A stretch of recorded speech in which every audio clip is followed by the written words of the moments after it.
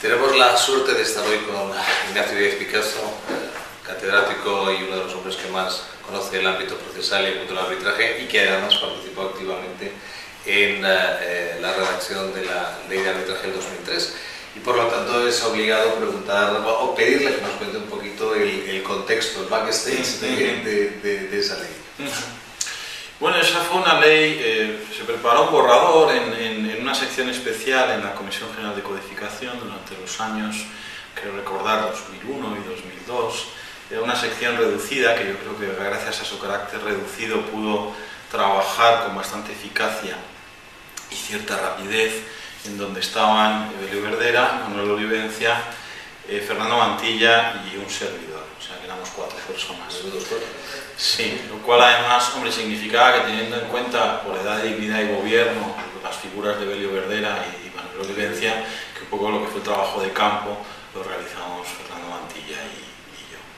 Creo que este interés, que se sepa que el encargo inicial del Ministerio en aquel momento... Por favor, gobierno, tomando asiento. Era realizar una reforma de la ley de 1988. Y creo que todos los que participamos después en ese trabajo somos conscientes de que en el fondo la ley de 2003, en lo que tiene de diferencia con la ley de 1988, podría haber consistido en una reforma parcial.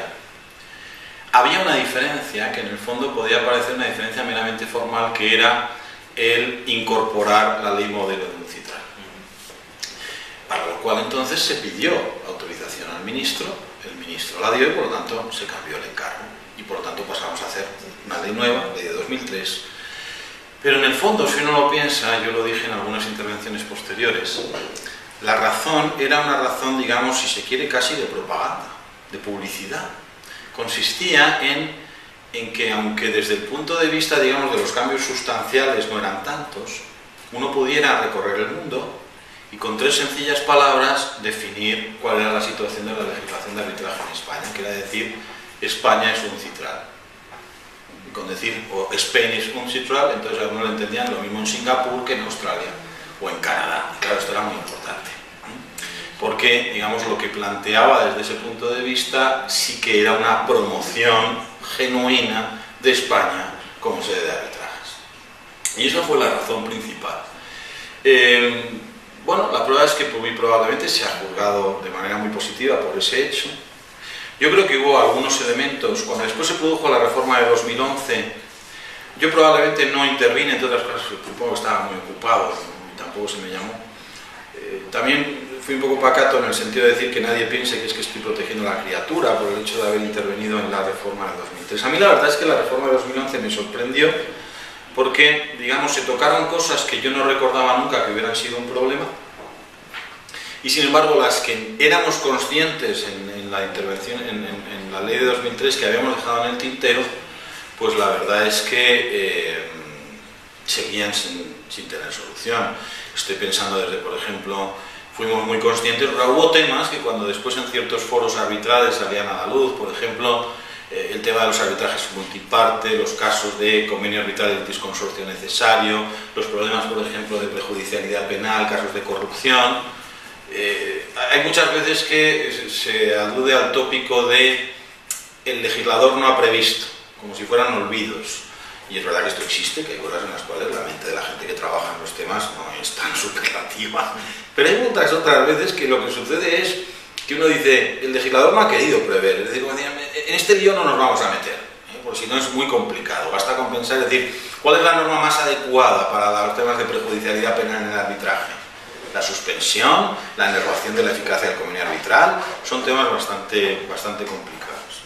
Claro, ya con esa reforma pues hubo algunos temas, a mí hay algunos que me suscitaron muchas dudas. Probablemente el que más, con el que sigo discrepando de manera más radical, es con el de, digamos, dar a entender que el transcurso del plazo para emitir laudo no es directamente y sin más causa de nulidad, es una cosa que nunca entenderé, cuando sin embargo sí que produce el cese de los árbitros. No puedo entender que un laudo dictado fuera de plazo pueda ser válido cuando el mandato del árbitro del colegio arbitral se ha extinguido, entre otras muchas cosas. Y eso es lo que te puedo, creo que, digamos, decir como elemento de la base de elaboración de esa ley de arbitraje, creo que digamos que hay momentos en la vida en que digamos todas las circunstancias confluyen. Creo que se produjo un momento en el cual probablemente el arbitraje estaba ya empezando a estar muy maduro, había prácticas arbitrales en los despachos probablemente ya de una cierta calidad. Es muy posible, lo hemos discutido muchas veces, que quizá todavía en el terreno de las cortes arbitrales pues efectivamente no estamos en la Champions League, por decirlo finamente, y probablemente otro de los elementos que hizo que el despegue fuera posible, el ejemplo del club durante estos, bueno, yo puedo decir que una de las pruebas que llevo a gala es mi firma está estampada en la escritura pública de constitución de este club, por lo tanto soy miembro fundador y creo que todo lo que el éxito fulgurante no es casual, se debe también al esfuerzo de ciertas personas, algunas de las cuales están en esta sala. Creo que también otro de los elementos, digamos, de los actores que han hecho que el arbitraje esté empezando a despegar, no son solo árbitros, abogados, cortes. Yo creo que en España lo que hay es, sobre todo en el terreno de los usuarios, en el terreno de las grandes empresas, uno encuentra una disparidad muy grande. Desde luego en 2003, pero todavía en 2016, uno encuentra empresas de gran tamaño que además tienen, digamos, actividad en el exterior, con muy poco conocimiento todavía del mundo arbitral, pero junto a eso tenemos actores sofisticadísimos. Es decir, tenemos gente, yo suelo decir que de la gente que más arbitraje sabe en España, no está la gente en las cortes de arbitraje ni en los despachos de abogados, sino en las asesorías jurídicas de determinadas empresas que nos dan mil vueltas a todos porque su experiencia arbitral es real y en asuntos de una enjundia verdaderamente impresionante. Sí, sí, sí. Ahora hemos mirado al pasado, miremos al futuro.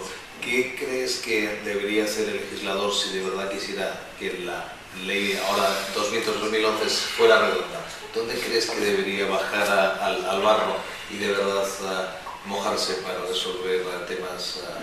No tengo identificados grandes temas. Te digo que a mi juicio se quedaron en el tintero algunos ya desde 2003. A veces hacíamos el chiste, como el chiste de Moisés, con hasta hablar de la ley y habrá jurisprudencia, es decir, bueno, pues esto no nos metamos en estos berenjenales, y por lo tanto no acabo de identificar. Creo que hay determinadas disposiciones de terminancia, lo siento mucho porque me parecen erróneas. He citado la de la nulidad, la no nulidad del laudo fuera de plazo. Nunca he entendido por qué el laudo es título ejecutivo antes de ser, digamos, un laudo firme. Es posible que se pudiera revisar la decisión relativa a la impugnabilidad separada de los laudos parciales. Probablemente siempre va a estar, porque las opciones de política jurídica son tan discutibles antes de ser tomadas como después de ser tomadas, el tema del ámbito del arbitraje societario. Porque claro, no está dicho en ningún sitio que todas las materias de libre disposición automáticamente tengan que ser arbitrables. Puede haber razones de política jurídica para establecer limitaciones en ese ámbito y por lo tanto ahí habrá un tema de discusión.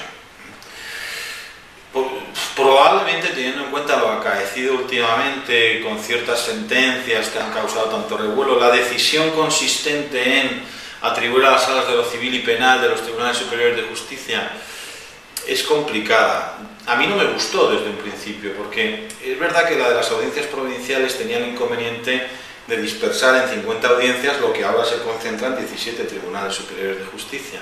Pero es también más verdad que ya en el momento de 2003 la inmensa mayoría de los asuntos se concentraba en las audiencias de Madrid y Barcelona. En Barcelona además existía especialización probable. Si hubiéramos abundado en una especialización por vía de reparto en las secciones de Madrid y Barcelona, probablemente tendríamos una jurisprudencia muy consolidada frente a un Tribunal Superior de Justicia que tiene que juntar estos temas con otros temas civiles forales donde hay derecho especial, con temas penales frente a forados que les lleva mucho tiempo como instructores, donde además su presidente tiene funciones gubernativas que, digamos, le abducen y le llevan el 95% de su tiempo, donde alguno de los otros magistrados es un magistrado de designación por turno, mientras que el otro es ya probablemente alguien al final de su carrera, probablemente un magistrado de mucha alcurnia pero que no llega al Supremo. No sé si es el mejor modelo.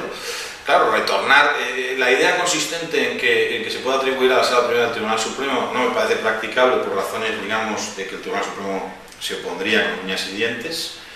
y por lo tanto volver a descentralizar en las audiencias provinciales, pues la verdad es que me parece complicado también. Me parece que la única vía sería la de que en algunos tribunales superiores de justicia surgieran algunas voces autorizadas. Del mismo modo que, por ejemplo, en materia mercantil, pues sabemos perfectamente que, pues no sé, la sección 28 en Barcelona, la sección la sección 28 en Madrid, la sección especializada en Barcelona van teniendo, digamos, voz propia. Pues podría suceder algo parecido, pero para eso ese es un tema mucho más de personas que de normas. Se ha llegado a plantear también desde el ámbito de la judicatura la posibilidad de un recurso de casación ante el Supremo para unificación de doctrina, ¿no? Es decir, que pueda abrirse esa posibilidad de ante sentencias resolutorias de acciones de nulidad de tribunales superiores de justicia que sean divergentes, que se pueda llegar a plantear ese recurso de casación a esa sala primera del Supremo. ¿Cómo ves tú esa alternativa? A mí me parece difícilmente practicable también. A mí las técnicas de unificación de doctrina, ya en el ámbito fuera de los laudos arbitrales, me parece que tienen, bueno, como todo, tienen ventajas e inconvenientes. Si son muy formalistas en cuanto a la identificación de los puntos a unificar, no son eficientes, tienen que ser un poquito laxas, flexibles, porque hay veces que incluso desde su puesta en marcha ya, por ejemplo, en lo laboral del año 90, digamos ya 20 y tantos años de experiencia de este tema, cuidado, hay veces que cuando uno dice acredíteme usted que hay decisiones discrepantes, al final uno acaba, yo lo tengo escrito en algún sitio, unificando minucias. Porque no está dicho en ningún sitio que donde hay criterios discrepantes sean cuestiones muy importantes. Luego es una técnica que a mí no me acaba de convencer para este tipo de temas. Yo creo que además, por otro lado, quizás una de las cosas que habría que decir es que cuando se producen, los españoles somos muy dados a atizar los fuegos. Cuando los fuegos, en fin, lo que nos suelen enseñar desde pequeños es que lo que hay que hacer es apagarlos. Y por lo tanto, cuando se producen determinadas decisiones que chirrían o que a una mayoría le chirrían, sin perjuicio de que luego siempre hay que sacar la lupa para ver lo que realmente ahí se dice, pues quizás lo que hay que hacer es, digamos, no digo guardarlas en un cajón, pero no aventarlas, no airearlas mucho. Quiero decir, yo por ejemplo, no ya de mera memoria, pero si por ejemplo en materias del Tribunal Supremo, el Tribunal Constitucional, estoy convencido de que un estudio de unos días nos podría llevar a líneas jurisprudenciales iniciadas en una o dos sentencias muy chirriantes.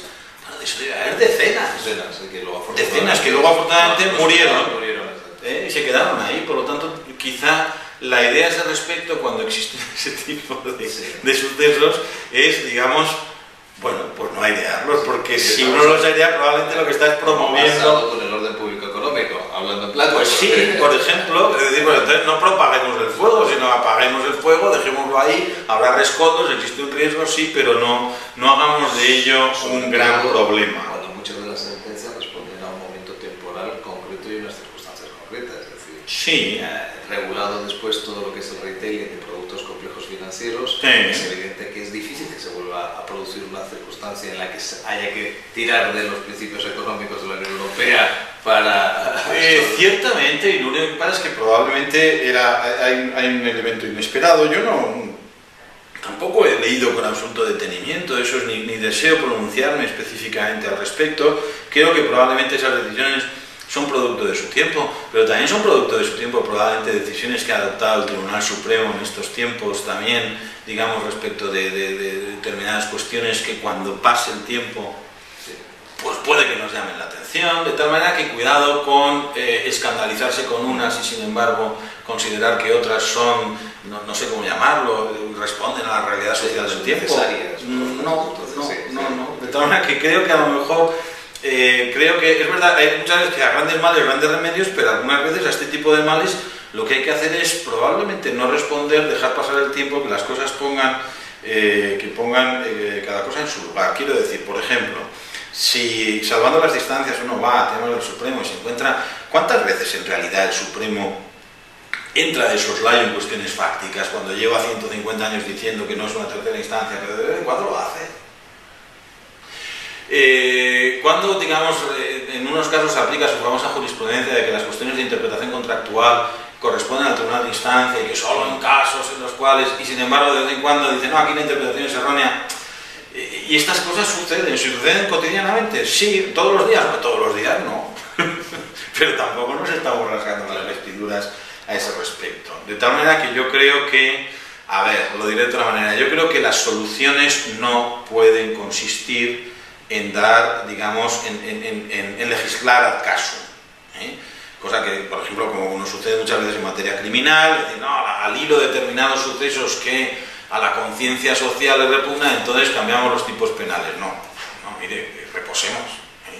Y por lo tanto yo en materia de arbitraje, en esos temas, crear es decir, el anhelo unificador ha existido siempre, pero el anhelo unificador se puede, o digamos la predictibilidad de las decisiones se puede obtener por muchas vías. Bastaría, por ejemplo, a ver, comprendo que claro,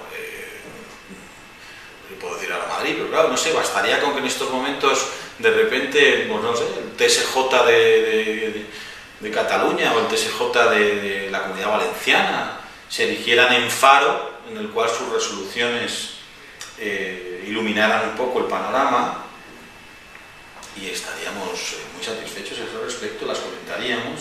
Por ejemplo, estoy pensando, la doctrina italiana muchas veces comenta resoluciones de tribunales de apelación en las revistas jurídicas. Corte de apelo de Torino, y comenta una sentencia porque es muy importante, porque el criterio mantenido tal.